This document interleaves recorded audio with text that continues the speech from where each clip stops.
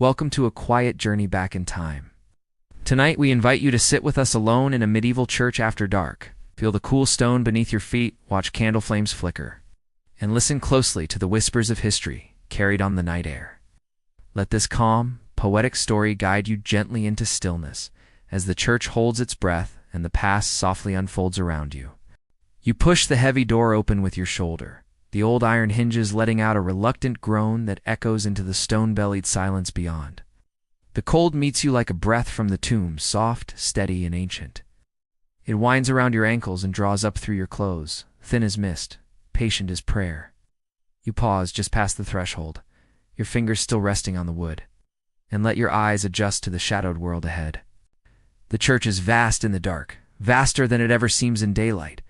The stone pillars vanish upward into invisible arches. The vaults overhead might be holding up the heavens, or they might be lost in their own silence. You cannot see where the ceiling ends or where the shadows begin. You feel very small, standing there with only the hush of your breath and the faint ticking of something old settling in the rafters. Your foot moves forward, and your step sounds louder than you expected. To dry, low scuff on the flagstone floor like parchment scraped with a quill. The noise seems to travel as though it wants to flee, as though your presence has startled the centuries. Another step, and then another. You walk slowly, careful not to disturb what has long been left undisturbed. The hush is so complete that your heartbeat sounds out of place, pulses in your ears like the slow toll of a muffled bell. Somewhere far to your right, a draft slips through a crack in the wall and whistles softly like a voice lost in thought. The stone around you feels alive, not with movement, but with memory. Every block was once handled by human hands, placed with care, sealed with dust and sweat and hope. You imagine those hands now, long gone, buried perhaps beneath your very feet? You wonder if they would recognize you here, alone and reverent, walking quietly where they once knelt. A wooden pew creaks under your hand as you trail your fingers along its spine. It smells faintly of beeswax, old rain, and a trace of mildew.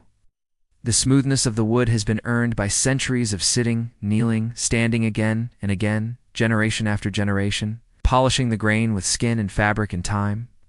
You sit down on one of the benches and let your weight settle into the wood. It doesn't complain, receives you as though you were expected. From somewhere unseen, a drip of water falls. Just one. Rings like a tiny bell into a pool you cannot see, then vanishes into silence once more. You listen for more, but the church offers no pattern, no rhythm, only that one note suspended in memory. Then the stillness again. It is not the stillness of an empty room, but of something watching, listening. The silence feels full. It does not press upon you, but neither does it let you go. The air smells of stone and cold and long-forgotten incense. There's something sharp underneath it, like extinguished candles and old brass. And something softer, dust warmed once by sunlit windows, then forgotten. You breathe in through your nose and let it linger on your tongue. The taste of time is dry and distant, like licking the edge of a relic. You close your eyes and feel your other senses rise like monks from their cells. You begin to hear things you had not noticed. The faint creak of wood far above you, perhaps a beam shifting, or perhaps the sigh of the roof remembering wind. A rustle in the corner near the apse, soft as mouse feet on cloth. Your own breathing, steady now, is slow enough to match the rhythm of the old building. It's as though you've been absorbed into it, drawn into its lungs, and you are now a part of its long and patient dreaming. You wonder who sat here before you, who watched the candlelight flicker on stone saints, who whispered into the dark with folded hands, who wept, who waited, who doubted, who hoped. The ghosts are gentle in this place. They do not stir, but they are near. You feel them like warmth from a hearth that has long since gone cold. Their stories are pressed into the mortar, their footsteps worn into the steps, their prayers still folded into the silence. The sound of the wind outside rises for a moment low, moaning, as if someone were trying to remember a song but had forgotten the words. The narrow windows do not let in light, only shadow. The moon, perhaps, is somewhere behind the clouds, pale and watching. You do not need to see to feel its presence. You are used to darkness now. Your eyes are still open, but sight has become a lesser sense. Hearing has taken its place, feeling, smelling, remembering. You run your hand over the pew beside you and feel the roughness where the varnish is worn down. A long groove where someone picked at the wood, small notch perhaps made by a child's knife long ago, while fidgeting through a slow sermon. These are the human marks, quiet marks, accidental, intimate. You do not feel alone here. You feel accompanied by centuries of quiet, of soft breath and slow thought. You lean back slightly, and the wood gives a small sigh beneath you. It's the only permission you need. You close your eyes not to sleep, not yet, but to listen even more deeply. A silence this thick is not empty. It is full of stories that will not be spoken aloud, only heard by those who wait for them in stillness. And you wait, you listen, you sit, a single soul in a sea of stone, wrapped in the hush of the night, held in the arms of an old and patient church. You shift your weight slightly, and the pew beneath you murmurs against a small creak. But it travels upward, vanishing into the stone ribs of the ceiling far above, as if the very bones of the church are passing your presence along. You tilt your head back, even though you cannot see. Sense the space overhead, vast and hollow like the inside of a seashell. Somewhere up there, the breath of 1,000 whispered prayers still floats in slow circles. Too ancient and too weary to come back down, you stand once more, the soles of your shoes tapping gently on the cold floor. The sound feels delicate here, like it might shatter something sacred. You walk forward, and your steps become a procession. Not hurried, not loud, a gentle procession of one. The echo follows behind you, half a beat late, like a child too shy to walk beside you. To your left, the great stone pillars rise like tree trunks, fluted and shadowed, their bases rooted in worn tiles, their capitals hidden in the darkness. You place your palm against one and feel the chill, smooth and damp, like old skin. The stone is unyielding, but it listens. It always has. These pillars have held centuries of roofs over centuries of heads. They do not move. They do not complain. They simply endure. You walk slowly down the center aisle, your fingers brushing the carved edges of the pews, the air shifting slightly with each step. A faint rustle somewhere behind you draws your aeroflick of movement so soft it could have been the air itself curling around a corner. You do not turn. You do not need to. This place is not empty. It is full of quiet companions, unseen but not unfelt. You come to the chancel step and pause. The floor here is different, more worn, more sacred, though no sign tells you so. You feel it in your bones. You lift your foot and place it gently onto the raised stone. It gives no welcome, but it does not resist. Another step, and now the altar is before you, silent and still. Resting beneath a heavy cloth of deep red, or perhaps a faded black, it's impossible to tell in the dark. The candles that once burned there are only stumps now, little wax towers with edges curled like petals. Ashes of light. You lean in slightly, listening. The silence here is thicker, wraps around the altar like a cloak. You can almost hear the murmurs of priests long gone, reciting ancient Latin into flickering flame. The rhythm of it still hums faintly in the stones, a language not entirely dead, just sleeping. Feel like if you stood still enough, breathe softly enough, the words might come again, flowing up from the flagstones in half-remembered syllables. Above the altar, there is a cross. You cannot see it, but you know it's there. Remember it from daylight visits, when the sun fell through the narrow windows and made the figure of Christ glow like gold. Now, in the dark, he's only a shape in the silence, a memory in wood. You wonder if he is watching. You wonder what he sees when he looks down on an empty church in the middle of the night, when no one is watching him in return. The walls around the altar hold frescoes, faint outlines of saints and angels whose faces have faded into the plaster. You try to picture them now, in the dark, their wings folded, their eyes gentle and distant. You wonder if they still guard this place, if they remember the stories that once made them whole. You imagine them speaking to one another in whispers, so light they stir only dust. You take a seat in the choir stall, hubacked and cold. The wood here is older, more finely carved, with patterns worn soft by centuries of use. You rest your hands on the armrests and sit in stillness. The silence here feels like an old friend, one you haven't seen in years, but who remembers everything about you. It says nothing, but it stays. It does not leave. Above you, the wind stirs again, this time more gently, a soft sweep along the roof, like the brushing of a broom made of clouds. You picture the rafters bending slightly, the beams groaning under the weight of centuries. Perhaps an owl lives up there. Perhaps a bat? Perhaps only memory. You close your eyes again and listen for echoes, not the kind that bounce off walls, but the ones that live inside things. The echoes of hymns sung in sorrow. The echoes of choirs breaking the cold morning with light. The echoes of silence kept for the dead. They live here, not loud, but lingering, folded into the shape of every stone. There is a smell of old flowers' dried petals, left too long on a grave, sweet and faintly bitter. It mixes with the wax, the incense, and the cool damp of the walls, making the air heavy but kind. You breathe it in slowly, feeling it line your throat, settle on your tongue, sink into your lungs. It is not unpleasant. It is simply what this place smells like when it's alone. You stay like that for a long time, sitting motionless in the choir stall, letting the silence grow until it becomes a sound of its own. It pulses, it deepens. It rises and falls. It has shape, texture, mood. You are no longer separate from it. You are part of the hush now, or woven into the silence like thread into cloth. When you stand again, the sound of your body shifting is startling. The way your coat brushes your arm, it's the faint crack in your knee, the breath you didn't know you were holding. All of it suddenly loud again, because silence had made itself your world.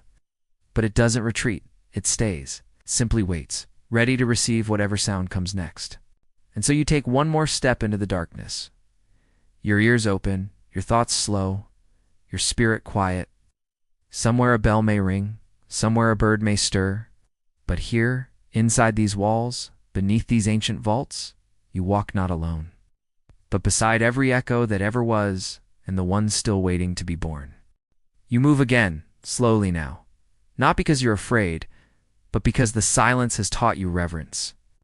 Each step is like a breath, taken carefully.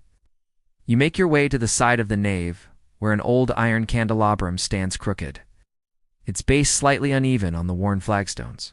You know this piece saw it once in the daylight, patched with wax strips in every color, like frozen rainbows clinging to rusted metal. Now, it is only shadow and memory, a shape in the stillness. You reach out and touch one of the arms. It is cool beneath your fingers, rough with rust and age. The wax is still there, hardened into little mounds and stalactites, like ghostly fingers reaching for light long since gone. You imagine how they must have burned. Once little yellow flames trembling in the draught, casting soft halos onto the stone floor, painting the saints in trembling gold. Now there is no flame, it's only the scent, faint and lingering, of old tallow and warm smoke. You remember how candles used to sound, though no one ever really listens? The faint sputter of the wick, the quiet crack of melting wax, the occasional hiss as a breeze licked across the flame. It was never loud, but in a place like this, even the smallest flame could sing. That song is gone now. But you strain your ears all the same, hoping some echo of it lingers in the cold air. There is something beautiful about the absence of fire. The space it once filled feels sacred now, like a room left empty in honor of someone dearly missed. The church holds that absence gently, as if it, too, remembers how the light danced across its walls. You look up again, instinctively, toward the place where the beams of candlelight would have touched the ribs of the vaulted ceiling. Darkness only greets you, but it is not unkind. To your right, a narrow alcove opens like a small cave in the wall. You step toward it and peer inside. A stone basin rests there, filled long ago with holy water now evaporated to dust. The rim is worn smooth, not by time alone, but by touch hands upon hands, centuries of fingers dipped in faith.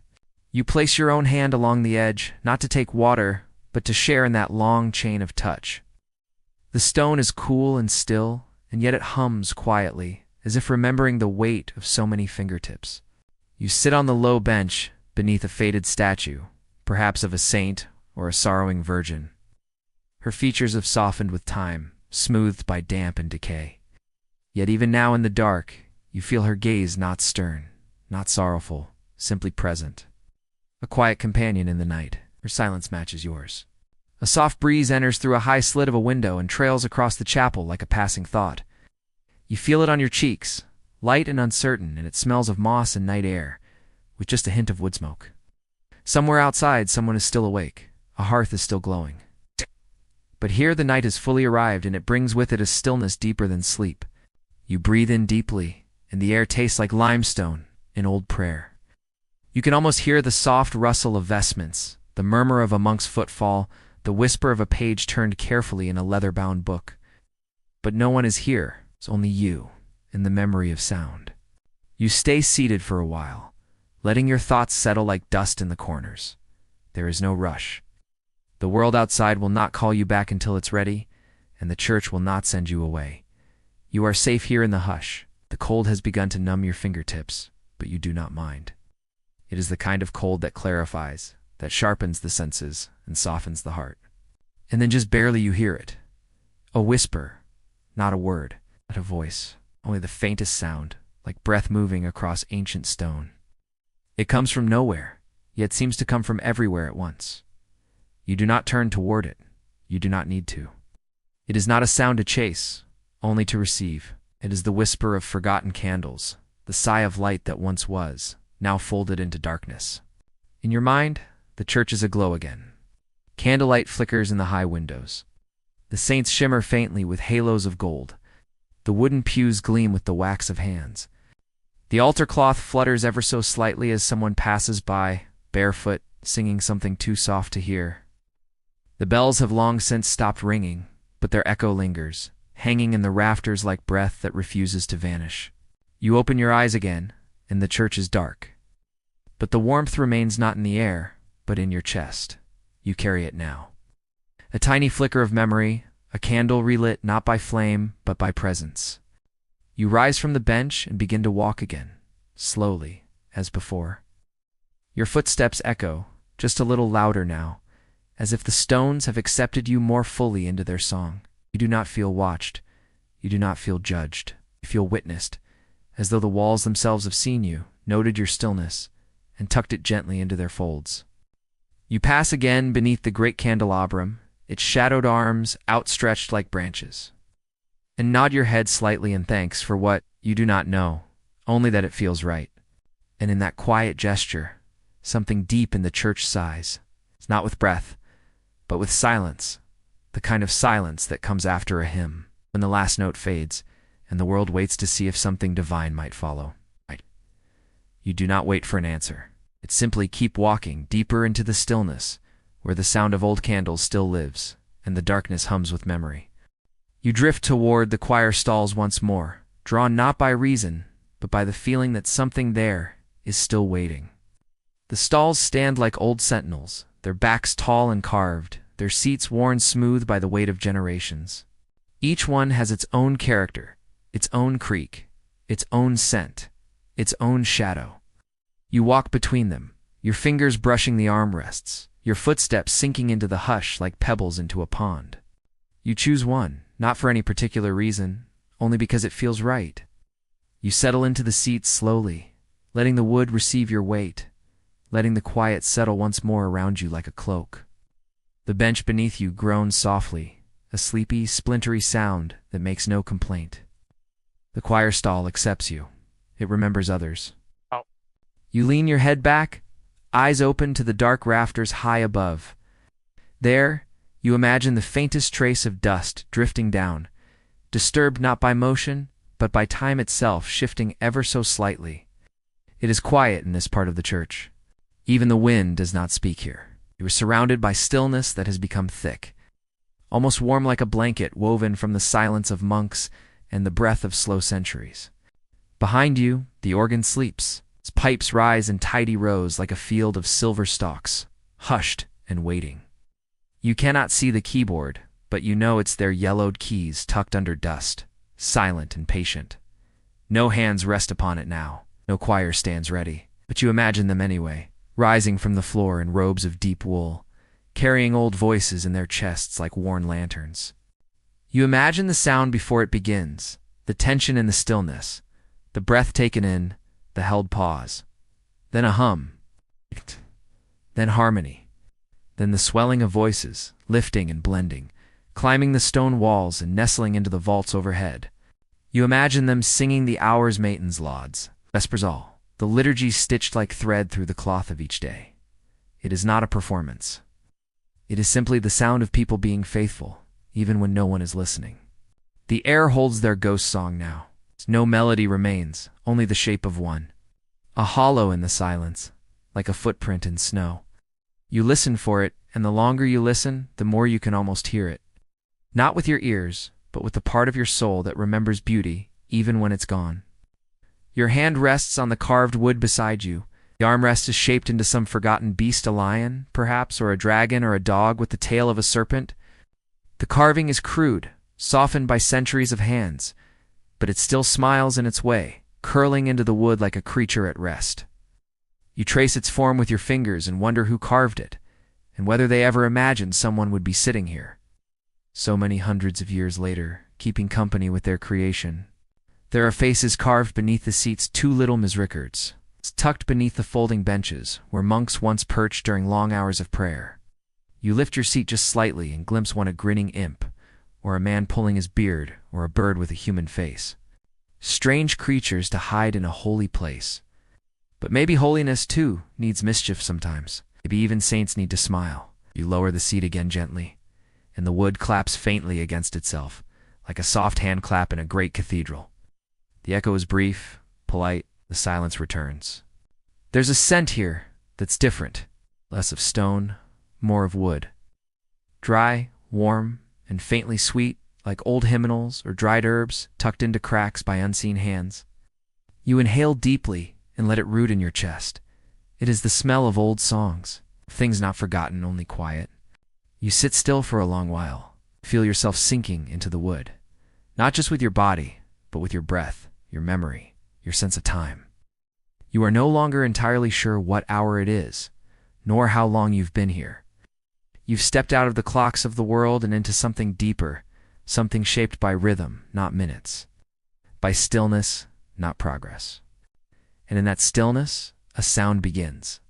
It is not real, and yet it feels real. Chord, soft and deep, trembling through the air like the hum of a great bell struck far away. It is not heard, it is felt. In your ribs, in your fingertips, in the old wood beneath you.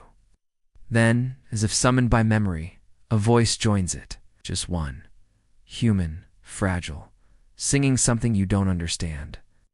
A language long lost, perhaps Latin, perhaps older. You do not turn your head, you do not need to. The voice is not beside you, it is around you, inside you. And though it fades as gently as it came, you are left with the warmth of it, like light behind your eyelids after the candle has gone out. You press your palm once more against the stall's carving, grounding yourself in the grain, in the ridges, in the small imperfections of hand and chisel. You are not afraid of the sound. You are grateful for it. It was a gift. A reminder. You stand slowly, and the stall creaks in farewell. It does not try to keep you. It only sighs as if to say, "You were here." You step into the center of the choir again, and the silence greets you like an old friend who has returned from a journey. Familiar, steady, whole.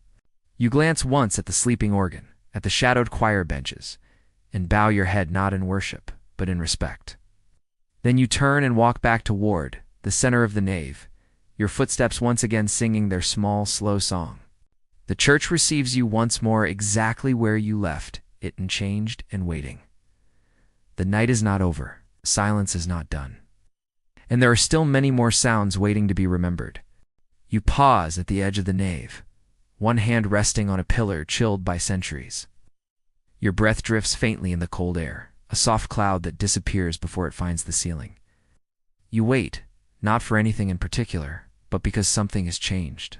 The silence feels different now. Not broken ever, but stirred, like the surface of water touched by a fingertip. And then you hear it. The first drop lands high above your head, too far to see, but close enough to sense. It strikes the roof like a fingernail tapping on wood, then another.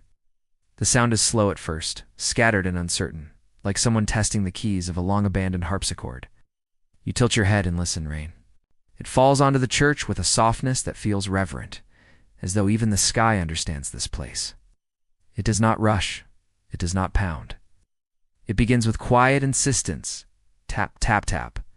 Then the old beams above answer with the faintest creaks. Long wooden sighs, echoing the weight of water and wind. You cannot see the rain, but you know it is there. Making its gentle way down the steep roof, gathering in the gutters, whispering into the drains, you walk slowly back toward the center, guided now by the music from above. The rhythm builds, just a little. Not a storm only, a gentle falling, steady and calm, like someone telling a long-forgotten story in a language of droplets. You stop beneath the crossing, where the vaults of the nave and transept meet like ribs, protecting the heart of the church. The rain finds this place too, in its own way, softened by stone and filtered by tile, but still present. You wonder how many times this church has heard rain, thousands, perhaps tens of thousands. Each fall of water a note in a great slow symphony. How many ears have listened to it before yours? How many monks in the night, kneeling on hard floors, hands clasped, eyes closed, letting the sound of rain carry their thoughts upward? How many widows in black seated alone in the pews, hearing their grief echoed back in every drip? How many children, half asleep during Mass, lulled by the rhythm of water on wood? The roof knows them all. You sit again, this time not in a stall or pew, but on the cold flagstone floor itself, your back against a column. The stone is hard beneath you, but it grounds you. It connects you. You close your eyes and let the sound of the rain replace your thoughts. It is a soft percussion, 1,000 tiny fingers pattering on the world's oldest drum. There is no other sound now. Even the wind has gone quiet, as though it too has stepped back to let the rain speak. The church receives the sound the way it receives everything, quietly, deeply, with no resistance. There is no rush here, only listening. You feel a coolness at your neck and realize a single droplet has found its way through a crack high in the roof. It lands gently and disappears just as quickly into the fabric of your collar. You do not flinch. It feels like a blessing, cold, strange, and unexpected. Somewhere in the walls, water travels in slow threads, winding downward between ancient stones. You imagine the slow drip into unseen corners, into old buckets or earthen jars, long forgotten in crypts below. The building drinks like a creature. Yes. It absorbs the sky drop by drop, then sighs it out again in whispers and scents. Moss, lichen, old wood, wet plaster. The scent rises around you now. It is earthy and pure. The rain has woken things, not just smells, but memories. You can almost hear the slap of muddy sandals at the threshold, the drip of soaked wool robes hung to dry, the quiet murmur of someone praying just a little louder to be heard over the patter outside.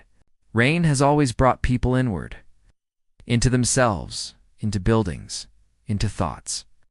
And here, in this stone womb, you feel the same tug. The sound is a lullaby not meant for sleep, but for remembrance. You wonder if the saints in the windows ever wept when it rained. Not the painted glass saints with frozen smiles and stiff halos, but the people they once were. The ones who knew hunger and cold, the ones who walked barefoot in fields that turned to mud, the ones who were real before they were holy. Did they pray for the rain to stop, or did they give thanks for its mercy? A drop lands nearby, not on stone, but on something softer, perhaps a cushion left behind or a bit of old cloth. The sound is duller, more intimate. It makes you open your eyes. The church is still dark, still unmoved, and yet it feels somehow different now, as if the rain has filled it with breath. You remain seated, watching nothing, listening to everything. Time folds inward, and you are no longer certain whether it is midnight or morning. The rain has taken over the clock. It marks time not in hours, but in pulses, in moments, in the space between droplets. You close your eyes again and imagine the church, long ago torches flickering. Monks shuffling in procession, candles hissing at the damp, and above them, this same sound. The sound of rain. Always the rain. It is the one voice that never leaves. The voice that has no sermon and needs no words, only a rhythm. It's only a fall, only the sound of God speaking softly through the roof. You rise from the floor slowly, knees stiff, the stone having chilled you to the bone, but you don't mind. It feels like part of the experience now, as if the cold itself has worked its way into your skin like some quiet rite of passage. You stretch gently, then turn and begin walking once more no path. No plan, only your ears guiding you, your instincts like soft candle flames flickering in the dark. The rain has quieted again, reduced now to the softest tapping far above, like a hand brushing gently across a worn wooden tabletop. And for a time, that is all there is, the whisper of old rain, the hush of old air, the soft shuffle of your own footfalls on the flagstone floor. But then, quite suddenly, you hear them. Another set of footsteps. You stop, holding your breath, and listen. Nothing, only stillness. You wonder if you imagined it, or if the echo of your own movement has taken on a will of its own. Playing tricks in the high spaces where sound goes to lose its name, you take another step. Your heel taps the floor. A second later, you hear it again. But it's not quite the same. Not quite your pace. Not quite your rhythm. You freeze. Silence leans in. You are not afraid. Not truly. This place does not hold fear in its bones. Only weight, memory, presence. If someone else walks here, they do so gently. Still, your senses sharpen. Turn your head slightly, ears straining into the shadow. The church remains dark, still unbroken, but you feel it against something soft, something distant, a barest trace of a step. Perhaps it is only your mind answering back, echoing your thoughts in the language of sound. Or perhaps the church has begun to speak to you in its own way. Not in words, but in patterns, in hints, in the mimicry of movement. You take a few more steps, slower this time, almost gliding. Let your feet slide a little on the stone as if trying to test the air. The echoes follow, but now you are not sure which ones are yours. The rhythm has become layered, tangled, one step, then a second, a pause, a breath, the architecture of silence rearranging itself. You turn and walk along the side aisle, your shoulder brushing the cold stone of the wall. The windows here are tall and narrow, like slits in a castle. No moonlight comes through them now, only the darker shade of night. The air by the windows feels colder, touched by the outside world. You reach up and place your palm against the glass, or what you think is glass. It's hard to tell in the dark. The pane is smooth, faintly wet, and you feel the ghost of the rain still clinging to its surface. Behind you there, it is again, the faint, unmistakable scuff of a shoe against stone. Ow. You turn slowly, not startled, just curious. No one is there. Of course no one is there. You're alone. You walk back toward the center, letting the sound of your footsteps blend into the hush. Each one is a question now. Each one is answered by something just beyond your hearing. The church has heard so many feet, bare feet, sandaled feet. Boots lined with straw, shoes patched and broken from miles walk through mud. It knows the sound of joy arriving, of mourning leaving, of penance kneeling, of fatigue collapsing into pews. Perhaps it remembers every step, and in remembering, it repeats. You pause at the center of the nave and simply stand, letting the sound happen around you. Nothing sharp, nothing clear, but a rhythm all the same, like walking in a dream where others move just beyond the edge of your vision, just beyond the veil. You imagine the floor below you, how worn it must be, even if the stones show no obvious signs. The way certain tiles have carried more weight than others. The way the dust settles in familiar corners, always returning. Even dust remembers. Perhaps that's all you're hearing now, the shifting of dust, disturbed by memory. Perhaps you've stepped into a place so old, so attentive, that your presence has stirred echoes loose from the past. They rise, they follow, they mimic not to haunt you, but to recognize you, to say, you are one of us now, a walker in the stillness, listener in the dark. You walk slowly to the back of the church, where a small side door rests in shadow. It is not the main entrance to narrow to hidden, but you know it. You touched its iron hinges on your way in. You run your fingers along the wood now, feeling the grain, the tiny scars. The long line of scratches, where keys once missed their holes. And just then, behind you, a small sound, a shift, a shuffle, a breath. You turn your head slowly, eyes wide, and see nothing but pews. Empty. Still. Exactly as they were. But your body knows what your eyes cannot. You feel it like a weight in your spine. Not fear, not quite. Something else. Something older. Recognition. You bow your head and place your palm gently on the cool door frame. Not to open it, just to touch it. To remember that you are inside something living. something that breathes even when no one speaks, something that listens when no one sings. Then, as gently as the sound began, it fades. The footsteps that are not yours dissolve back into the air, into the floor, into the walls. You are alone again, or still. You take one final step, and the church echoes only your own movement this time. The hush returns, undisturbed, as if nothing had happened, but something had. And you carry it with you, now a quiet knowing, a private understanding, that this church, in its silence, sometimes speaks back. You ease back down onto the cold wooden bench, your spine pressed to the rough stone wall, and the hush returns thicker now, like a velvet curtain drawn over the world. The echoes have settled. The door remains sealed. The wind outside has quieted its song, but inside the church, the silence speaks. Not in words, exactly, but in murmurs, too ancient to name, too old to understand. You are not alone, though no soul breathes beside you. Your fingers trace the uneven lines in the wall at your back. Centuries of chisels, crumbling mortar, and the slow touch of moisture have given the stone a language all its own. Da-da-da-da-da. It feels warm in places, cold in others. As if some parts still remember the heat of bodies that leaned against it in prayer, while others have never known the sun. A tiny fissure in the wall leads your fingertip downward to the floor toward, the places no light ever reaches. The flagstones beneath you are uneven, tilted from time and weight. A few are etched with faint patterns, half-worn inscriptions, or the marks of graves long forgotten.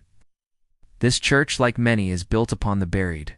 Underneath your feet there are bones, rows of them, skulls cradled in dust, finger bones curled in the pose of prayer.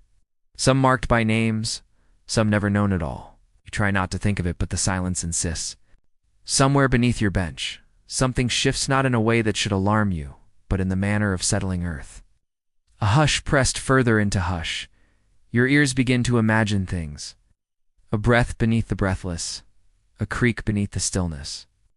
The way silence sometimes folds in on itself until it becomes a sound. You remember what the old villagers say about churches at night? That they are not places for the living once the candles go out? That the stones hum with the weight of all they've seen? The dead whisper to each other when the pews are empty? You used to laugh at such things. Now you simply listen. There is no fear in you only, an awareness so sharpened, it feels like reverence. You are not in danger. But you are in the company of something vast. It's the lives that walked these stones before you, the voices that once lifted toward heaven.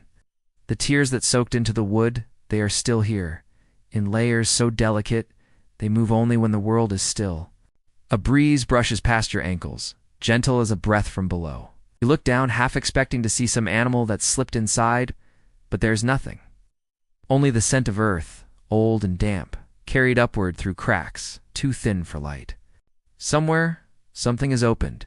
Perhaps a pocket of air from beneath the floor, a shift in the subsoil, or perhaps just your imagination stirred by time and silence. You close your eyes for a moment and let the scent of stone and age wash over you. You feel the press of the past, not like a weight, but like a cloak. This is not your time, and yet you are inside it. A guest in its long night. In the nave, the silence has begun to change shape. It is no longer formless, it circles, it breathes, it echoes itself. Your ears ring faintly from the absence of sound, and that ringing becomes rhythm, and the rhythm becomes a kind of song. A hum that begins nowhere and ends nowhere. Not a chant, not a prayer. It's presence. It's a kind that asks nothing of you except stillness. You lay your hand on the stone bench beside you, smooth worn. You wonder how many hands touched it before yours. How many people sat in this same spot, waiting for comfort, or for mourning, or for nothing at all. You feel like you know them, not by name, but by shape, by need. You take a slow breath, letting the air settle inside your chest. The walls do not speak. The bones below do not stir. And yet the church is not quiet. It has its own way of speaking through shivers in the wood, through whispers beneath the stone. The candle has burned lower now, its flame flickering with a kind of tired elegance, as though even the light has grown contemplative. Shadows stretch longer, softer, and stranger across the stone floor. What once was corner and column has become suggestion and silhouette. The church shifts again, without moving. The walls are still the same, but the way you see them is not. You watch the shadows with quiet fascination. They glide and bend as if pulled by unseen tides, reshaped by every tremble of the flame. They lean against the arches, flow down the pillars, slip over the edges of pews, like cloaks falling from invisible shoulders. Some cling to the floor like stains. Others rise up tall and swaying like figures coming in from the cold. You know they are only shadows, but something in you wonders what they remember. In the high reaches of the church, near the ceiling vaults and beams, the darkness deepens into a blue-black that seems thicker than air. There could be anything up there. A bird, long dead, mummified in its perch. A spider, spinning webs in ancient patience. A memory too heavy to descend. Your eyes try to pierce the gloom, but it resists you firmly, quietly, so you stay with what you can see. A broken tile near the altar, a worn brass candlestick, its surface dulled by the oils of 1,000 hands. A velvet cushion left askew on a carved wooden kneeler. The small human details among the grand stone. These are the pieces of life that survive the centuries, not the sermons. Not the triumphs, but the gestures, the wear, the unremarkable grace of use. A draft stirs again, gently tugging the candle flame. The shadows dance in response. One rises tall along the far wall, twisting like a question mark. Another drapes over the steps to the altar as though reluctant to climb them. You lean forward, your chin resting in your hand, half lulled, half curious. Strange how comforting it feels, this living play of darkness. These flickering shapes that mimic, then forget, the forms of the day. You think of how shadows were once feared. How in older times, people believed they held spirits, that your shadow could be stolen, that it could speak truths you weren't brave enough to say. There are stories of witches who tied shadows to stones, of saints who cast none at all. You try to recall if your own still lingers beneath the bench, or if it has quietly slipped away to join the rest. A new sound joins the stillness, so faint, it might not be a sound at all. Perhaps it's the sigh of the flame, or the wooden roof gently settling, or perhaps it's the hush of wings. Not real ones, but imagined, wide and slow, drifting just above your head. You look up again, and the rafters seem to lean closer, not menacingly, but like they're listening too. This church has known centuries of prayers, some whispered, some shouted, some wordless, and you wonder if all that longing remains, thickening the shadows. Not ghosts exactly, but grief that never left, joy that stayed behind, faith that outlived its owner. You feel it in your chest now, a fullness, not of fear, but of being witnessed. You stretch your legs a little, feeling the blood move again. Pew creaks in the far end of the nave. You do not turn. Sound is too gentle, too natural, like wood sighing in its sleep. Everything in here seems to be dreaming, the air, the shadows, even you. The candle flickers low again, the wax pooling at its base. Its light, though dimmer, feels warmer now, like a final word spoken before silence reclaims the room. You do not mind? You have grown used to the dark? Or rather, the dark has grown used to you. And so you sit, still and quiet, among shadows that remember more than you do, beneath a roof that holds more silence than sky. Nothing stirs, yet everything moves softly, like the breath of a thought not yet spoken. The flame leans. The shadows shift. The church keeps watch. And you, wrapped in the gentle arms of night, let yourself dissolve a little into the dark. There is a scent in the church that no incense can cover, no candle can replace. It is the scent of old stone warmed slightly by breath and wax, of dust that has rested undisturbed for centuries, of time itself slowly exhaling. You smell it now, clearly and quietly mossy and mineral, like water seeping through rock, like the inside of a cellar that has forgotten sunlight. It is not unpleasant. In fact, it feels like truth. You breathe it in, and it grounds you. The way fresh earth does after rain. The way a worn book smells when opened for the first time in years. You let the air settle into you, heavy with memory. The scent tells of the walls thick with limestone, flaking in places, smoothed in others by the slow polish of fingertips and prayer. It tells of wooden beams, saturated with candle smoke, and the occasional bird droppings from long-forgotten nests. It tells of cloth, dampened, dried, replaced, reused. Bodies once here and long gone. The pew beneath you smells of wax and pine. You run a hand along the edge, feeling the grooves where others have fidgeted nervously. Elton's sorrow rested in reverence. There are faint hints of ancient oil and iron from hinges and candle holders. Somewhere close, there's the unmistakable scent of something slightly singed perhaps, a wick too short or the edge of a worn-out taper. These smells don't compete. They weave together a tapestry of presence. And above all of them is the cold. The clean, blank scent of air that hasn't moved in hours. It isn't stale, but patient, as though it has waited a long time to be noticed. There's no rush here. The air carries no urgency.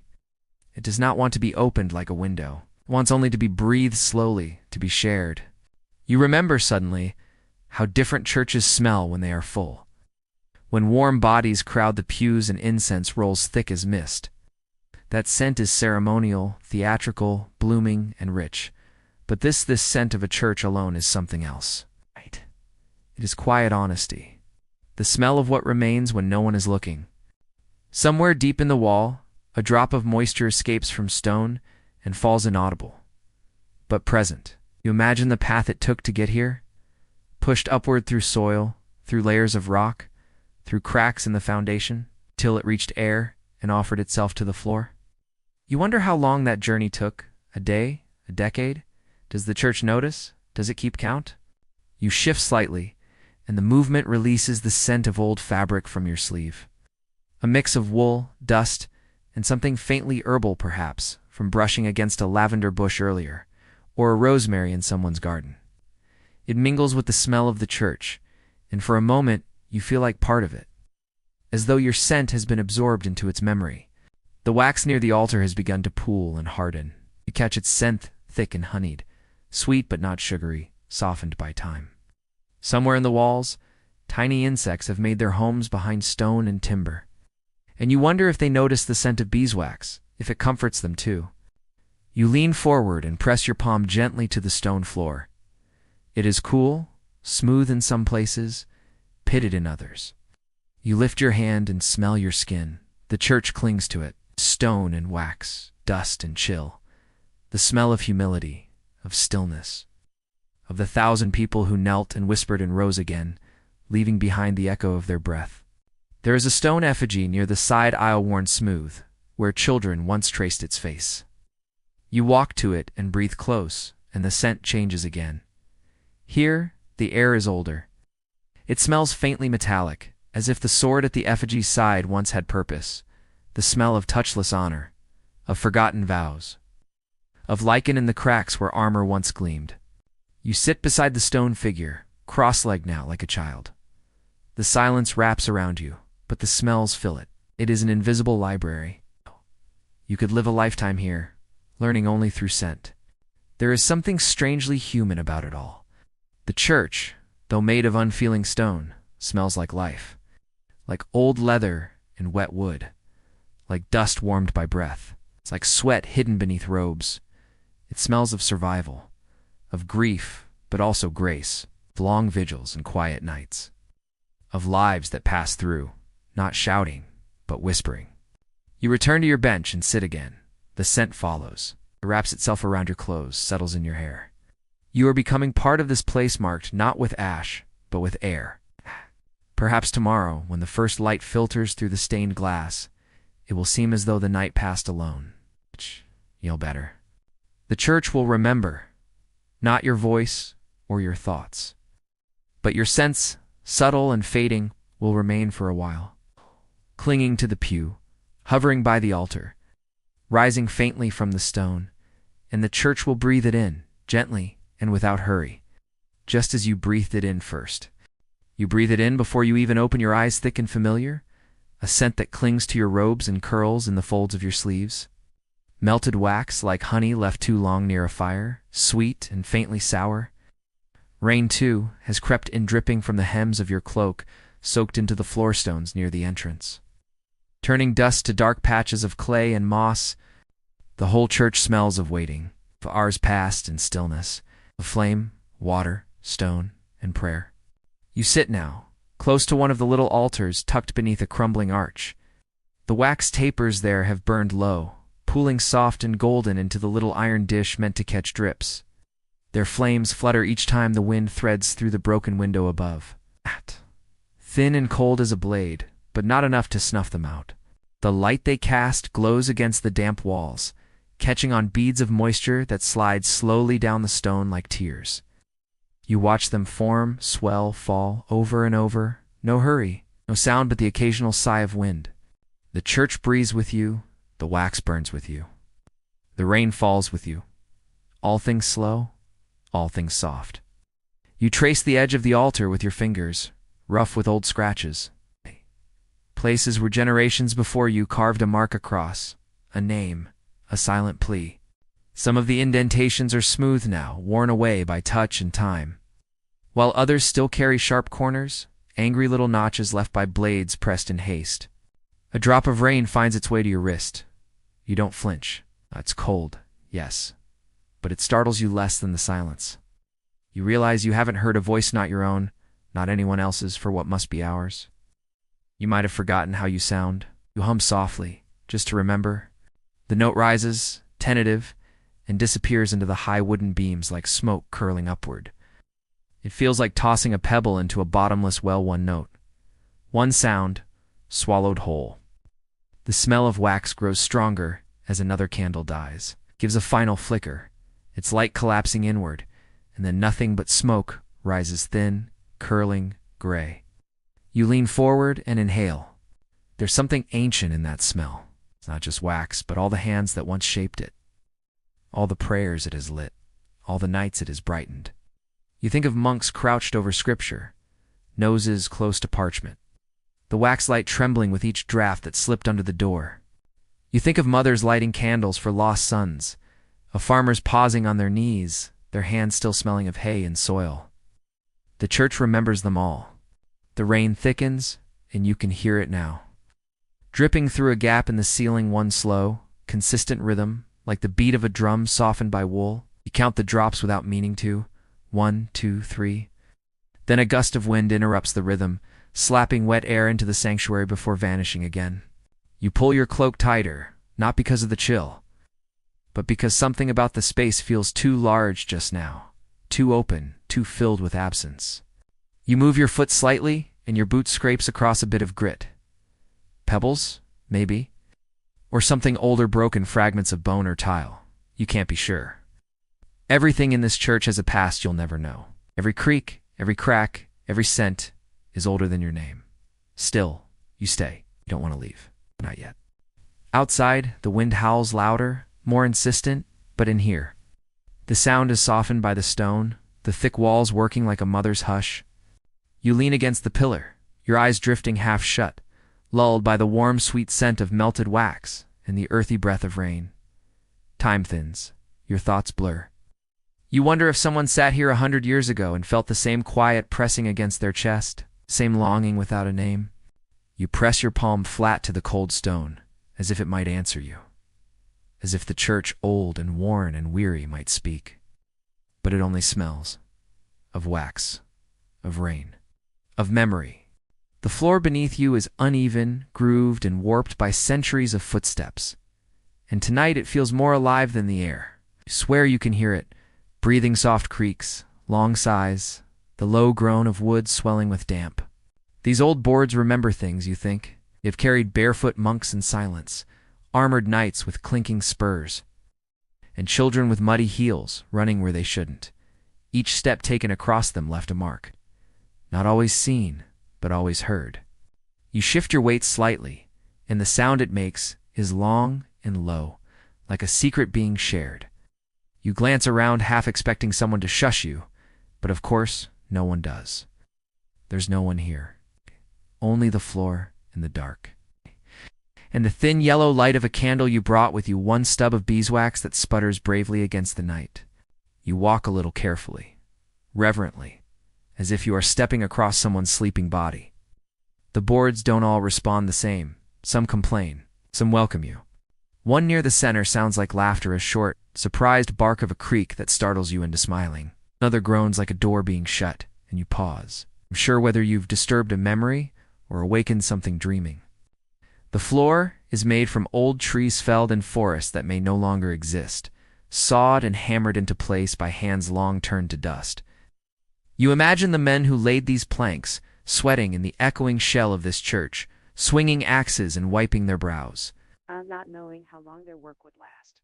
And now here you are, walking across it slowly, carefully, centuries later, listening to the very wood they chose. You crouch down and touch the floor with your fingertips. It's rough, splintery in places and sticky in others, where wax is pooled and hardened. There are burn marks, 2 little circles where dropped tapers scorched the wood black. You wonder who dropped them and why. Sneeze maybe, or trembling hands during a funeral. A hurried prayer interrupted. Each board tells a different story. This one bends slightly in the middle, worn by countless shuffling feet. That one near the back has a dark stain shaped almost like a leaf or a footprint, or a drop of blood. You don't need to know the truth to feel the weight of it. You stop beside a pew that's partially rotted, its leg eaten through by time and beetles. When you press your hand to the back of the pew, the whole thing wobbles slightly, and the floor beneath your feet creaks in protest. Not loudly, not angrily, just enough to say, yes, I remember. The smell is stronger. Herewood, wax, mold. The holy dampness of a place forgotten. You breathe it in and think it's the kind of scent that lingers in your hair, your clothes, your sleep. Even after you leave, you'll still carry it. People outside might wrinkle their noses, but you'll smile. The floor here is more than a surface to stand on. It's a keeper of stories, a quiet witness, cradle for ghost sounds that live in the boards and rise in the hush between footfalls, a monk's chant, a widow's weeping, the rustle of cloaks and the soft thunk of kneeling knees. They are still here, not loud, not solid. But here, you step again, slowly, gently, listening, the floor speaks. And for once, you are patient enough to hear.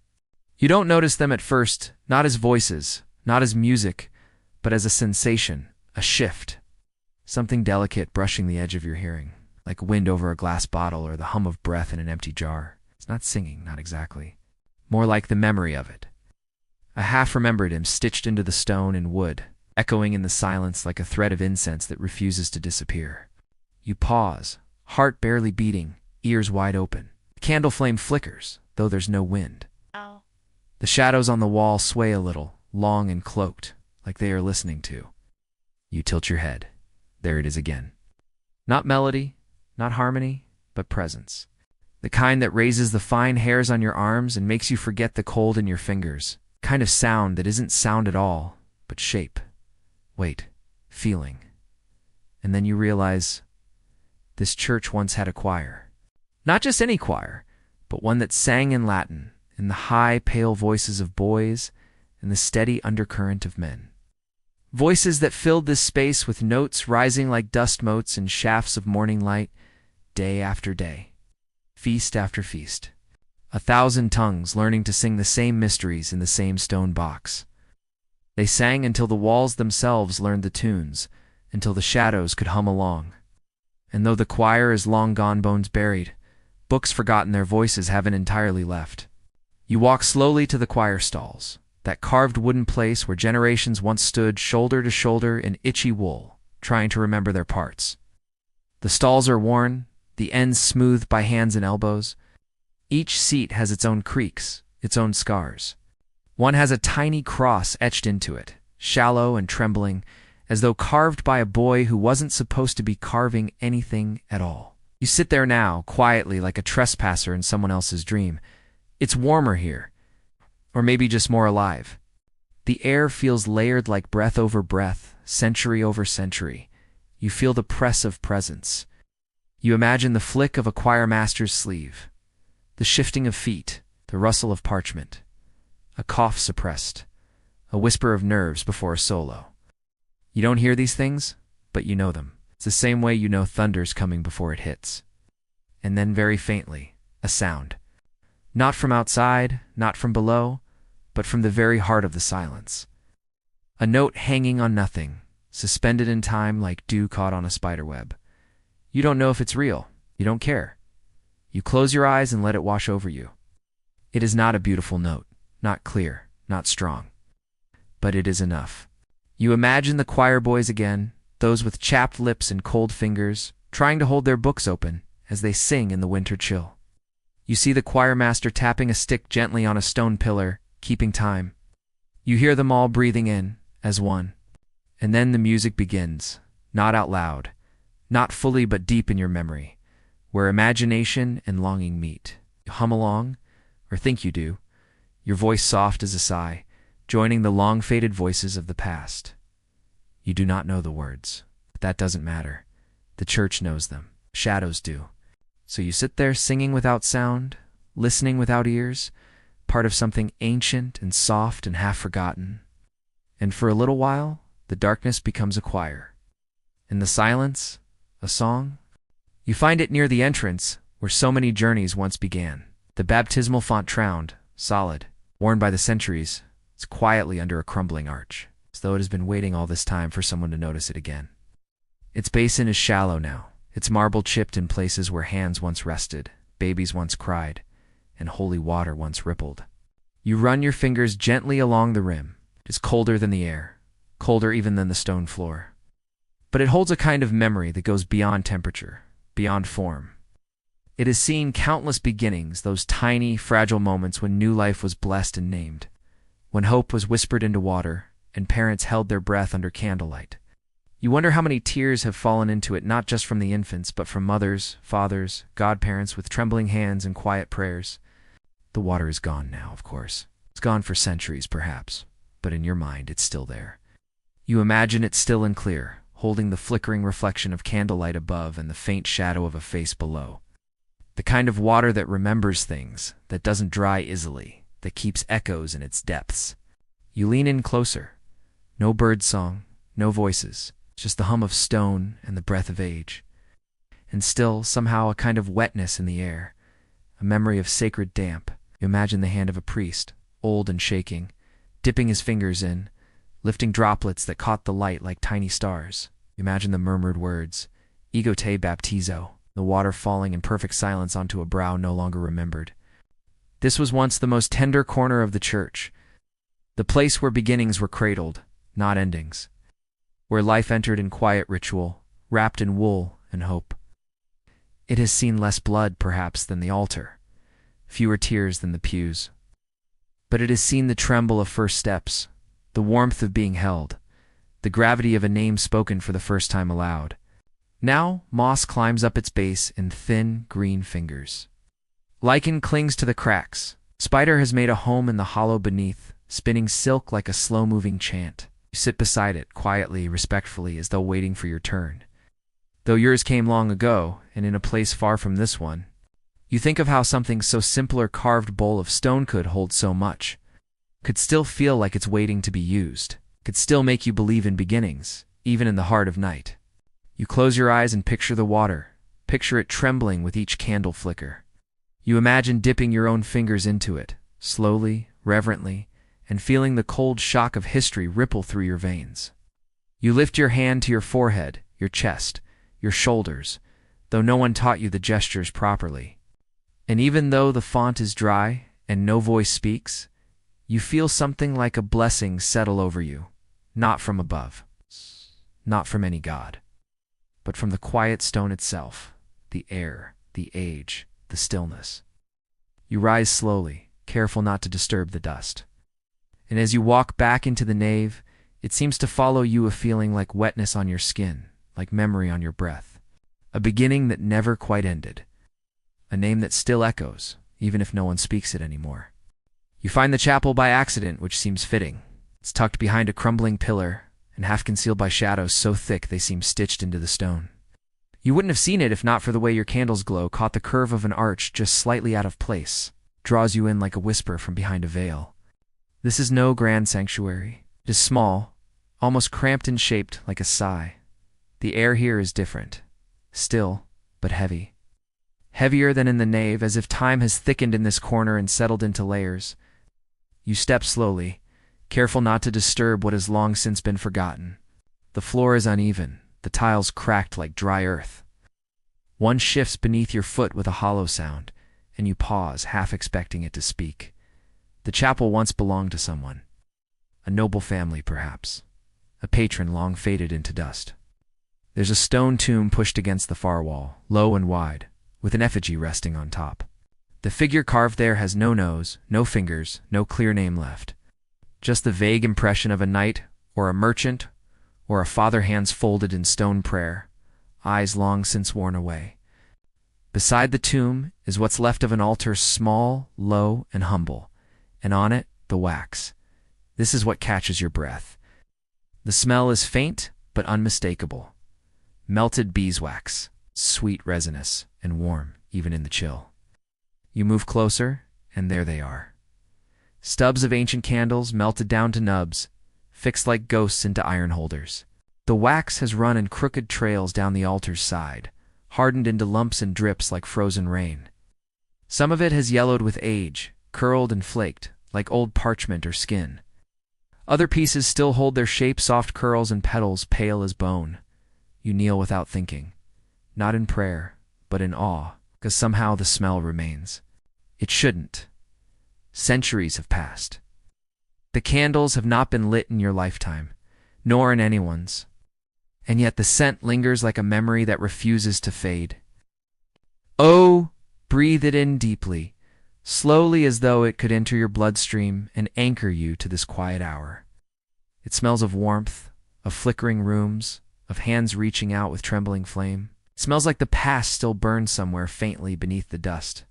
You wonder who last lit a candle here. Perhaps a widow in mourning, her face hidden in a black veil, her fingers stiff with grief. Or a child too small to reach the flame, held up by a gentle father. Or a monk in secret, trembling as he prayed for something he could not speak aloud.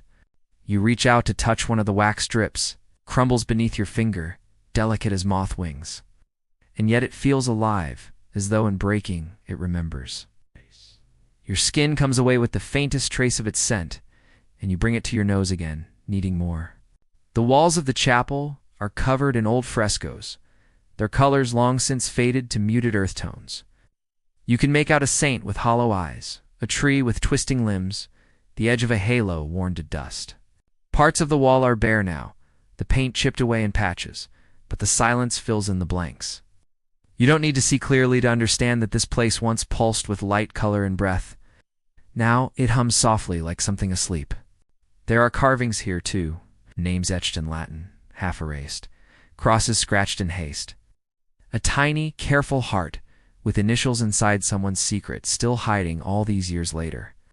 You run your hand across the stone and wonder what it would be like to leave a mark that endures. Not a loud one, it's just something small. A curve of a letter, a breath. Somewhere above, the rafters creak. You freeze, listening. But it's only the wood shifting in the dark, stretching its limbs like something ancient and still dreaming. You sit down on the edge of the stone tomb, your candle flickering low, casts long, thin shadows on the wall, stretching the melted wax into towers, pillars, cathedrals. You watch them tremble and waver, like ghosts trying to remember their shape. And then, for a moment, you let your eyes close. You imagine this chapel as it once was, filled with low, murmured prayer, the light of a dozen candles dancing across polished stone, the warm scent of wax and myrrh wrapping around those who entered. You see kneeling figures, flickering flames reflected in eyes closed tight with longing. You hear the rustle of robes, the scrape of a bench, the slow hush of ancient voices. None of it remains, and yet all of it is still here. You sit in the quiet, no longer trying to hear, just breathing. There's no need to know whose name was carved into the stone or what prayers were whispered into the candlelight. The wax remembers. It remembers. And tonight you do too. You rise slowly, not out of reluctance, but out of respect. You don't want to disturb the silence too quickly. The chapel doesn't feel haunted, not in the way of restless spirits, but blessed. Blessed by time, by stillness, by the things left behind. You carry the scent of wax with you as you step out, like a thread drawn gently behind your heel. You don't look back, not because you don't care, but because something in you knows that the chapel, in its way, looked back at you. And in the dark, it smiled. You remain still for a long moment, letting your eyes adjust further to the dimness of the church's vast interior. The candlelight you carry barely scratches the shadows, and the walls around you seem to drink in the glow, swallowing it whole. Yet somewhere deeper in the nave, beyond the reach of your small flame, Faint flickers pulse like distant stars blinking through a twilight sky. You stand slowly, your footsteps soft against the cold stone floor, and move toward those lights, curiosity guiding your way through the hush. Each step seems measured, as if the church itself holds its breath, watching you pass. The air grows cooler, the scent of damp stone thickens, mingled now with something else. Faint smoke, the acrid but gentle smell of burning wood or tallow, a subtle, smoky warmth that beckons you onward. The flickers dance along the length of the nave, clusters of tiny flames, scattered unevenly, like fireflies caught in an eternal twilight. You realize these are candles, many of them, their flames swaying with a life of their own, each one a small beacon in the cathedral's grand darkness. They hover near pillars, nestle in iron sconces, lean against statues, and rest on worn wooden ledges. Some are tall tapers, others stubby remnants of once grand candles, all burning low, steady, patient. You reach a row of columns carved with intricate foliage and faces saints frozen in stone, watching silently over centuries. Their features are softened by time, their expressions gentle, and their eyes seem to reflect the candlelight, shimmering like whispered secrets. You wonder who lit these candles? How many hands reached out in the dark to place a flame, to offer light and prayer and presence? The smell of wax grows stronger, now sweet and smoky, warm and earthy. You breathe deeply, the scent filling your lungs and settling into your chest. It's a scent thick with intention, with hope and sorrow folded into every drop of melting beeswax. The flickering flames seem almost alive, each one a heartbeat in the vast silence. As you walk deeper into the church, you notice the candles are arranged with care. Some are gathered near a statue of the Virgin Mary, her face serene, even in shadow. There's cluster around a simple wooden cross, its surface rough and unpolished, worn smooth only by time and touch. A few stand alone in niches carved into the walls like solitary sentinels keeping vigil through endless nights. You pause beside one particularly small candle, its flames slender and wavering, struggling to stay lit amid drafts that wander the ancient aisles. You lean close and see that it's nestled in a rusted iron holder, its base sunk deep into hardened wax. Around it, tiny blackened shards of wick and burnt resin lie like fallen leaves. You imagine the moment it was lit, perhaps by a trembling hand, perhaps in silence, perhaps with a whispered prayer barely more than breath. You wonder if that person stayed to watch the flame, hoping its fragile light could hold back shadows, not just in the church, but inside their own heart. The candle's flame shivers again, and you notice the dance of its light on the rough stone wall. It casts a delicate tapestry of shadows, arched windows, carved angels, distant figures all flickering and shifting in time with the flame's breath. The church seems to sway gently in response, a living thing breathing alongside you. You move on, following the scattered lights as they thread through the dark like a constellation. Each candle feels like a story, a secret, a silent witness to countless nights of waiting, hoping, grieving, and believing. The presence of these flickers connects you, somehow, to all who have come before, pilgrims and priests, lovers and loners, those who sought mercy and those who sought peace. The sounds of the night settle around youth, the faint drip of water from a leaky roof, the whisper of wind through narrow cracks, the distant flutter of a bat's wing, and yet the candles remain steadfast. Their flames are tiny stars in a sky of stone, tiny beacons holding space for light and warmth amid the vast stillness. You find a bench near the choir stalls and sit, watching the candlelight ripple across the floor. You let your breath slow, your heartbeat match the gentle pulse of those distant flames. For a moment, time seems to fold in on itself, the past and present blur. You are no longer merely a visitor here, but part of an ancient ritual of light and shadow. Your eyes grow heavy. The candle beside you gutters once, then steadies, casting long shadows that stretch like arms across the floor. You rest your head against the cold wood of the pew, and the smell of wax and stone fills you, grounding you in the quiet. The flickers of distant lights, the silent prayers behind them, and the gentle breathing of the church itself weave together into a lullabious song without words, carried in the rhythm of flame and shadow. You close your eyes, letting the ancient light carry you into dreams. You rise from the bench with a slow, deliberate movement, your footsteps echoing softly in the cavernous space. The distant flicker of candlelight fades behind you as you make your way toward the shadowed stairwell that leads up into the bell tower. The stairs are narrow and steep, worn smooth by countless feet that climbed and descended through centuries, carrying with them prayers, fears, and whispered hopes. The air grows cooler and thinner as you ascend, filled with the faint scent of dust and old wood ascent that reminds you of forgotten attics and unopened trunks, places where time seems to fold back on itself. Your fingers brush the rough stone wall, cool and steady beneath your touch, grounding you as the darkness thickens around you like a cloak. Reaching the top, you step out into the open chamber where the great bell rests silent, its vast, dark form looming above you like a sleeping giant.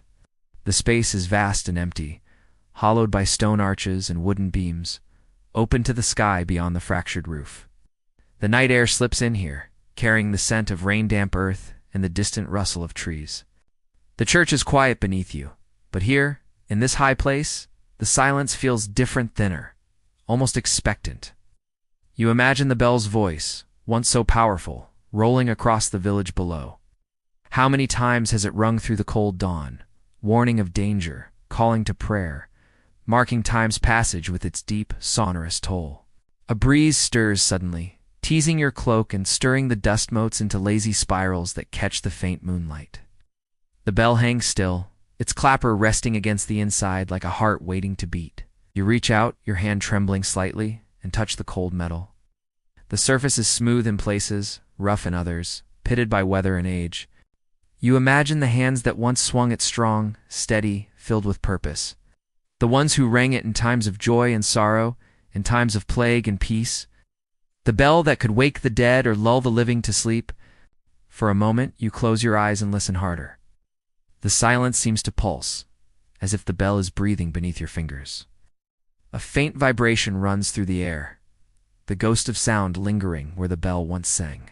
Far below, you hear the faint drip of water inside the church, the soft rustle of leaves, and the distant hoot of an owl. The night wraps around you like a velvet curtain, the sky above a deep pool of stars, cold and endless. You step closer to the edge of the tower and lean against the cold stone balustrade. The village lies spread beneath you, a patchwork of dark roofs, winding streets, and flickering hearths. Somewhere a dog barks, faint and lonely, carried up to you on the night wind. You think of all the nights this bell has witnessed, from joyous weddings to funerals cloaked in rain, from silent vigils to hurried warnings. It has marked beginnings and endings, measured moments of fear and hope. The thought settles in your chest like a quiet comfort, that through all the years, through every sorrow and celebration, the bell has stood watch silent now, but always present. A gust of wind rattles the ancient wood above, and your candle flickers low, casting shifting shadows against the walls. You take a slow breath, savoring the cool air and the sense of being held between earth and sky. The bell tower is a place of waiting. It's waiting for the dawn, for the next toll, for the next breath. You linger a moment longer, letting the silence wash over you, before descending the stairs, carrying the memory of the bell's whispered song deep within you. Back in the nave, the candlelight dances softly once more, and the church exhales, cradling you gently in its ancient arms as the night stretches on. You return to the main hall of the church, where the rows of wooden pews sit like silent sentinels, waiting patiently in the shadows. You choose one near the middle, neither too close to the altar, nor too far into the darkness where the worn wood bears the marks of countless hands and knees. You lower yourself slowly onto its hard surface, feeling the pew's weight beneath you, solid and steady like an old friend. The wood is cool and rough against your skin, its surface scarred by time. Trace a finger along the grain, noticing small gouges, initials carved in forgotten scripts, and the faded outline of a heart where some hopeful soul once confessed their love in silence. Each nick and scratch seems to carry a story, a fragment of 1,000 lives lived in this quiet sanctuary. As you settle in, the pew creaks softly beneath you, a gentle groan of protest and acknowledgement. It is a sound you come to appreciate, the living voice of the church itself, speaking in wood and shadow. You imagine the bodies that have pressed against this very bench, weary peasants seeking solace after a long day's toil. Noble families in stiff finery, children struggling to remain still, monks with bowed heads and whispered prayers. You lean your hands on the backrest in front of you, the polished surface worn smooth by generations of fingers. The scent here is a rich blend old wood, faint wax from countless candles, hint of incense lingering stubbornly in the air. It is the smell of faith and ritual, of hope carried forward on patient breaths. The pew feels heavy, not just in material but in spirit. It has borne the weight of grief and joy alike, the folded hands of sorrow and the clasped fists of determination. You imagine the solemnity of weddings celebrated here, the hush of funerals where tears were shed in silence. The pew holds it all, quietly, without judgment. You close your eyes and let yourself sink deeper into the stillness. The roughness of the wood presses against your skin, grounding you in the moment. Your breath slows, sinking with the gentle creak of the pew and the distant drip of water from the roof. In the dim light, the shadows seem to gather around you, soft and enveloping. They stretch across the floor like long fingers, reaching out to touch the edges of your consciousness. The pew becomes more than wood and nails. It transforms into a vessel of memory, a bridge between past and present. You imagine the countless sermons preached, the quiet confessions whispered between friends, the prayers muttered in desperation or gratitude. The pew has listened to them all, its grain soaked with the weight of human emotion. A faint draft slips through a crack in the wall, carrying with it the scent of rain and earth. You draw your cloak tighter, feeling the chill settle into your bones. Despite the cold, there is warmth born not of fire, but of the shared humanity etched into every splinter and scar. You rest your forehead against the backrest and listen. It's not with your ears, but with your heart. You hear the echoes of footsteps long gone, the rustle of robes, the murmur of voices lifted in prayer and song. They swirl around you like a gentle breeze, weaving a tapestry of sound and silence. Time seems to fold inward, collapsing layers of centuries into a single moment. You are both visitor and inhabitant, witness and participant in this quiet dance of light and shadow. Ow. The pew creaks again, a soft, familiar voice in the stillness. You smile to yourself, grateful for its company in the solitude. As the candle flame flickers low, casting wavering shadows across the stone floor, you feel a profound sense of connection to the church, to the past, to the countless souls who have found refuge here. You rise slowly, your muscles stiff, but your spirit calm. The pew has shared its weight with you, a silent offering of comfort and continuity. You step away, leaving the worn bench to wait for the next weary soul who will seek its steady embrace. And as you move through the nave once more, the church seems to exhale softly, cradling the memory of your presence like a whispered prayer carried on the night air. You step lightly away from the pew, your footsteps muffled by the thick layer of dust settled on the stone floor. The candle in your hand flickers, its flame wavering like a breath caught between two worlds. The walls around you seem to breathe with the light, the rough surfaces alive with movement, as shadows stretch and dance in the dim glow. The church's stones are not cold tonight. They hold a gentle warmth, as if exhaling the slow heat of centuries past. You reach out and touch the wall, your fingers tracing the coarse texture of ancient mortar and limestone. The coolness seeps into your skin, but it is a comforting chill, one that grounds you in the present while whispering of long-forgotten days. The shadows stretch long and thin, reaching out like fingers, twisting into shapes both familiar and strange. A column's curve becomes a bending figure. The archway's dark nooks suggest the silhouette of a bird in flight. You watch mesmerized as the candle's light sways with your every breath, painting the stone with fleeting tales. You wonder if those shadows once held meaning for the people who built this place? Did they see angels in the play of light?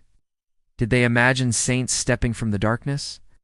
Or were the shadows simply companions in the long hours of prayer and vigil? Your eyes follow the flickering shapes upward, past carved faces frozen in stone, their expressions softened by time. Some are angels with delicate wings, others are saints with weathered halos. And a few are creatures you cannot name, half hidden in the rough-hewn stone, their forms blurred like whispers. The candlelight reveals faint traces of color beneath the grime remnants of frescoes painted centuries ago.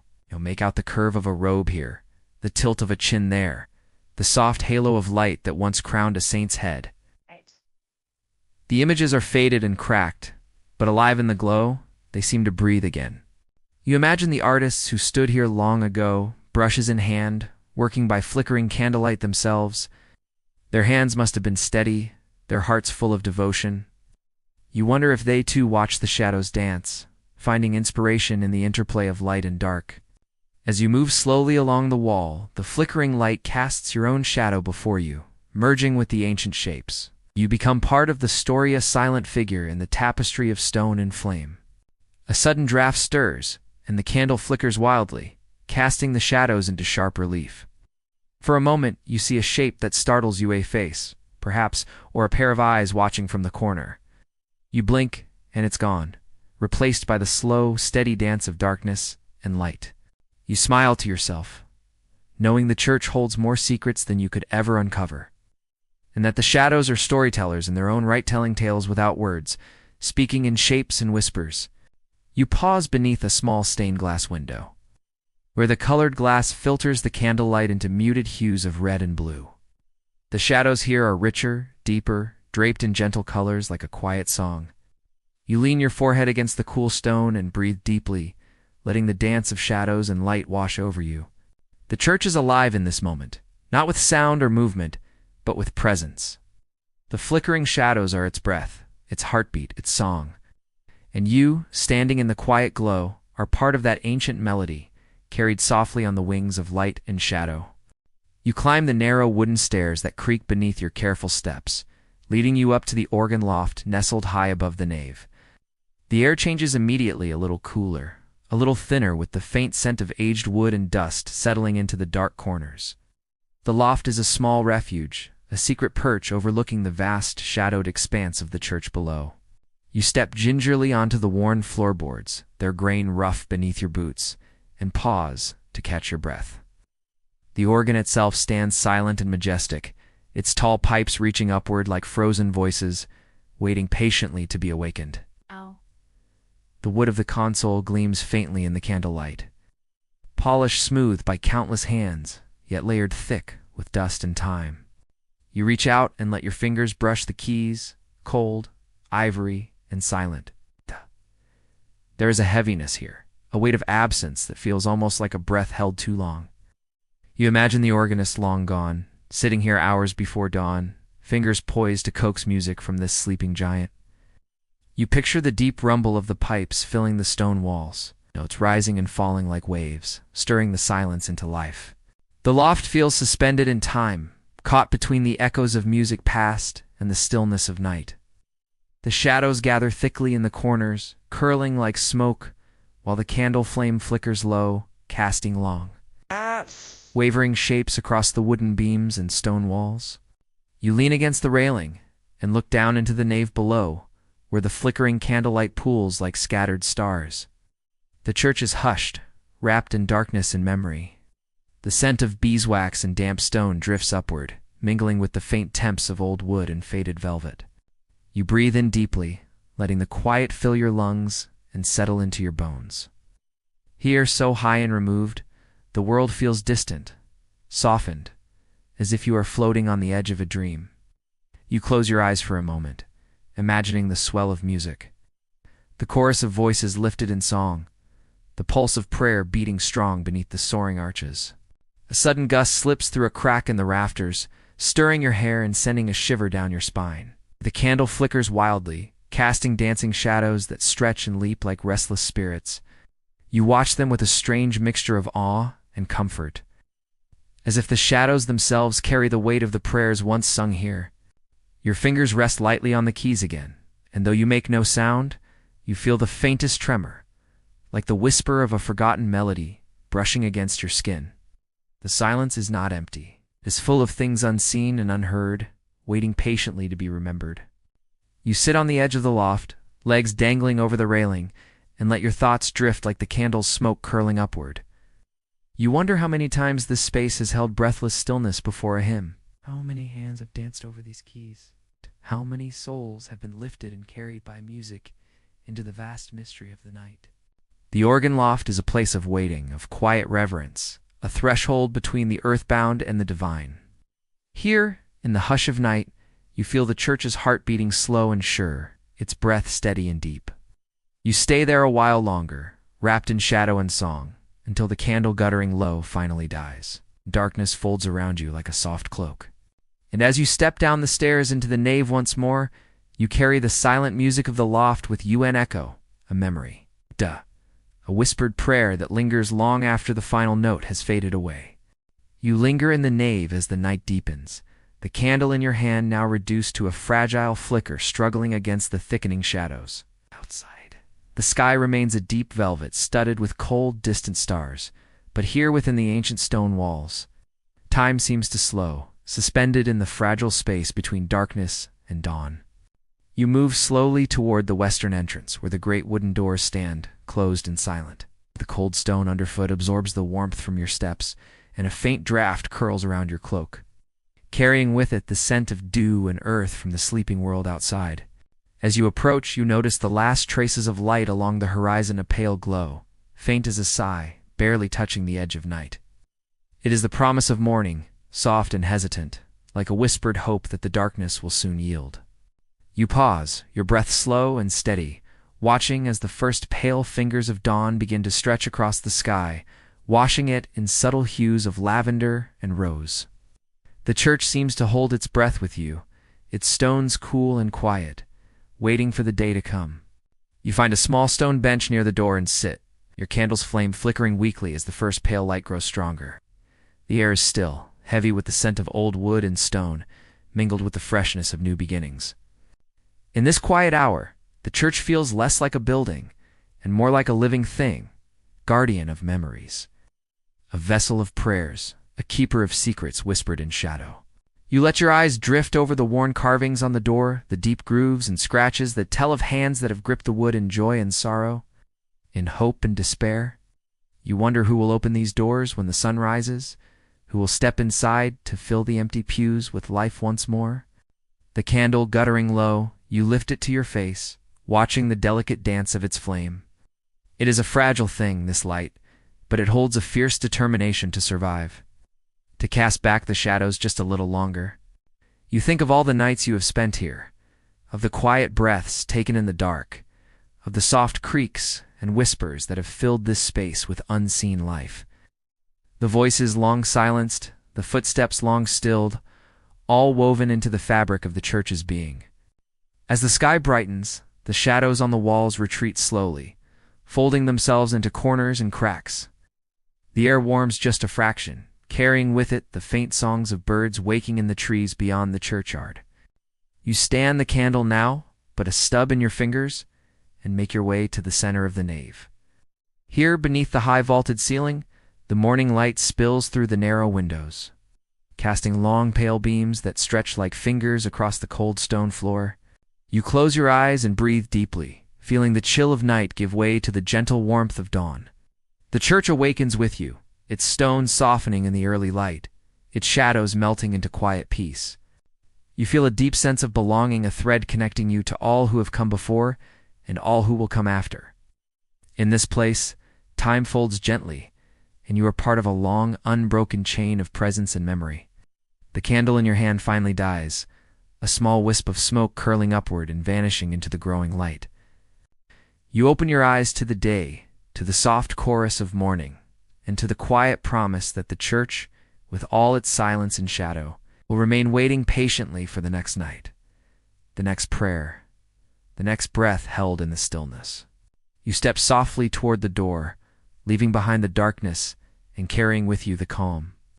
The stories and the ancient heart of this sacred place as the world begins to stir once again. Thank you for sharing this quiet moment in a medieval church at night.